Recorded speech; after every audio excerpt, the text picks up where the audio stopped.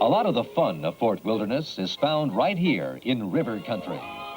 Hi you guys, welcome back to That Disney Girl. Disney's abandoned a few things in its lifetime, but one of the most infamous thing that Disney ever abandoned was basically the first fully themed water park that ever existed, ever. So let's start talking about Disney's River Country. And let's find out what actually made the park shut down, and why it's been abandoned for almost 20 years. So way back at the beginning, Disney was basically just the Magic Kingdom and then 2 resorts with a campground. When people came to Disney, they kind of just stayed for maybe a day or two, but there wasn't too much there to keep them to stay for a week or longer. Disney wanted to find a way to fix that, and they decided the way to do this would be to capitalize on the wilderness campgrounds. I mean, it was already a huge area, there were walking trails, you could go fishing there, and to add a water park would really heighten the experience of everything in the surrounded area. So when the park opened in 1976, tickets were only $4, which even with today's inflation would be maybe $35, so still relatively cheap. And the inspiration for this water park was Mark Twain. The idea behind it was that it was going to be like Huckleberry Finn's watering hole. I think that this was a fantastic idea. It gave adults nostalgia back to the books that they read as a child, as well as giving you a sense of peace on a rather busy vacation. Plus, it fit the theming around the area perfectly. So basically what we were seeing was the first time that a water park fully unified the theming. It was something that never had been done before, and it really revolutionized the idea of theming. Plus, to be honest, building this water park was the perfect solution to the war that broke out. Which at that time, Nixon put a cap on gas, which meant you didn't really have anything to kind of take you from A to B multiple times. So what Disney did was give you a reason to stay. Originally, instead of this water park, what we were gonna get was 2 resorts that were gonna be Asian and Venetian themed. But way back when, Disney didn't see that its surrounding hotel competitors were competitors. So in their mind, all they had to do was create another attraction, and they could use their competing hotels to serve the guests that would come into this attraction. And if we jump back to the idea that Bay Lake was actually connected to this theme park, well, that's because the main watering hole that you would go to when you were at River Country, it was directly attached to Bay Lake. And this is something that's super cool. So basically, the watering hole that you were in was only 6 inches above Bay Lake, and there was kind of like a huge bladder holding it in place. And the water that you're swimming in is actually Bay Lake water, but water that has been heavily filtered. And the filter for it was actually in the huge mountain rocks that cater to the whole theming of the park. Now, one of the main things that kind of cut against this park was the size of it. When you look at other water parks that Disney has to offer, you're gonna get a lot more than just 3 attractions, which is all you're gonna really get at this park. I mean, of course, there are pools, little kiddie areas to play with, and little things to do in the water, but when we're talking about water slides, e-ticket attractions, we only had 3. So the 3 main attractions that you could do here would be the Upstream Plunge, which was a water slide that let you drop from the slide into the air, about 6 feet of air, right into the water. You could also do Raft Rider River, which was a lazy river turned into like a really extreme water slide, as well as Whoop and Holler Hollow, and this was 2 water slides, one that was a little bit longer than the other, so I guess you could do both, and then that would count as 4 attractions. So when we're thinking, why did this park close? One of the main things that was kind of dooming it from the start was the fact that it was only 6 acres large. Per day, the capacity for this park was under 5,000. And to give you a little bit of perspective, Magic Kingdom can hold up to 100,000 people per day. So basically what River Country was doing was turning people away at the door when they were arriving because they couldn't hold any more people. Plus, a major downfall was the fact that there was no parking to this resort. And in this case, I think that this was actually pretty cool. You got to take this train through the wilderness, and it brought you right to the park. And once the train was done away with, then there were trams that did the same sort of thing. So although people liked doing it for Magic Kingdom, they weren't too much of a fan to do it for a park of this size. Now, when you're reading any blogs or watching any videos about the closure of River Country, there's going to be 1, 2, or 3 reasons that are going to be mentioned, and we're going to talk about all of them. So basically, the first one is safety. The regulations that were made in 1976 when it comes to water parks would not fly now.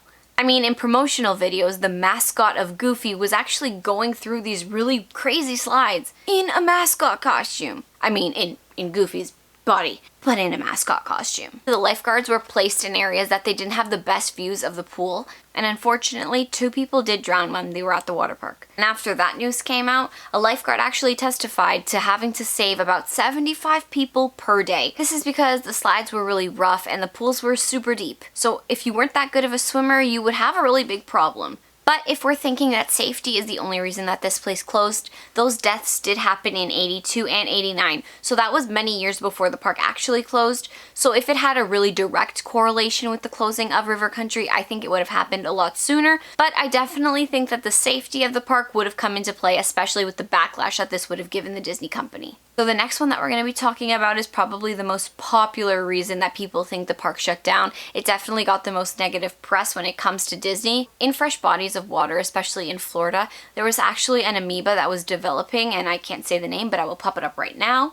And basically what that amoeba did was get to your brain and kind of cause an infection, and it had a 95% fatality rate. Now, someone who went to River Country actually did get attacked by this amoeba. And we know that the water park must have been the source because it was the only place that he kind of went swimming in the duration of time that this all happened. Although this definitely seems like a reason that they would have to shut down the water, especially if it's contaminated by a life-threatening disease. But the truth is, this happened in 1989. The park didn't actually kind of close until 2002. After this, Disney definitely checked their water to make sure that this wasn't happening constantly. And if it was, we would have known about it, especially with the high fatality rate that these amoebas did have. Just seems like maybe there was one of these amoebas in the water, and unfortunately it did latch onto someone. Most likely not Disney's fault, basically the way the weather attracts the water, but it definitely wasn't good news for the park. And the last reason, and the reason that I think the park actually closed down, was because of money. So remember when I said that Disney liked the idea of competitors? Well, during the reign of Michael Eisner, all of that changed.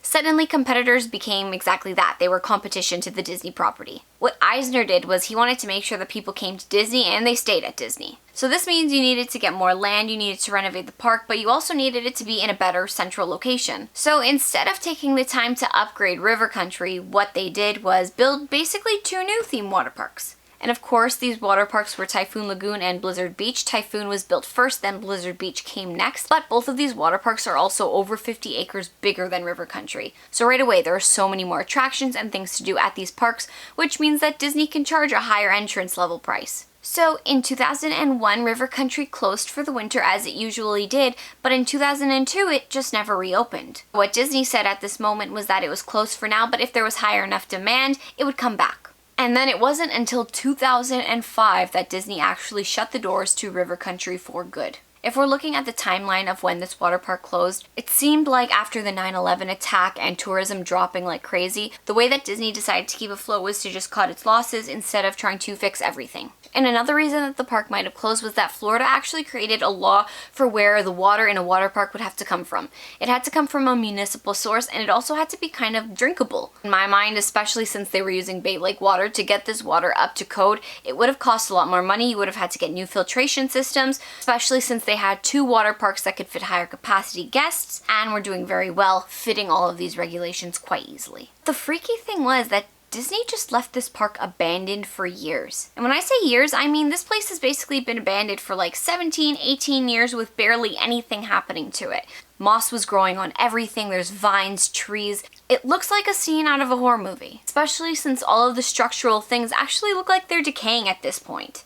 Another interesting thing is, and you could do it until this day, when you visit the wilderness campgrounds, you could actually see the water park. Only thing separating you from an abandoned piece of Disney is a chain link fence. So you literally go from perfectly manicured grass to a full-on jungle kind of crushing into Disney. In 2015, they did fill the pools with cement, and I heard that this was to keep mosquitoes away because they didn't want any Zika viruses coming in. But aside from filling the pools with cement, they still did nothing else. And in 2018, we heard that the new nature resort was going to be coming into the place of River Country. Who knows, maybe that's why they put the cement down, to kind of prep for what was to come in the future. I am sure that when this resort opens up, we're going to see little odes and Easter eggs to the abandoned River Country. I mean, the theming alone is kind of leading us into that direction, but I guess we will just have to wait and see. So that's it. That's all I have to say about Disney's River Country. It was once something that families came to, and it made their vacation an amazing time, and then it became something that horror stories were written about. If you've ever been to River Country, or if you saw it in its abandoned state, please let me know in the comments below.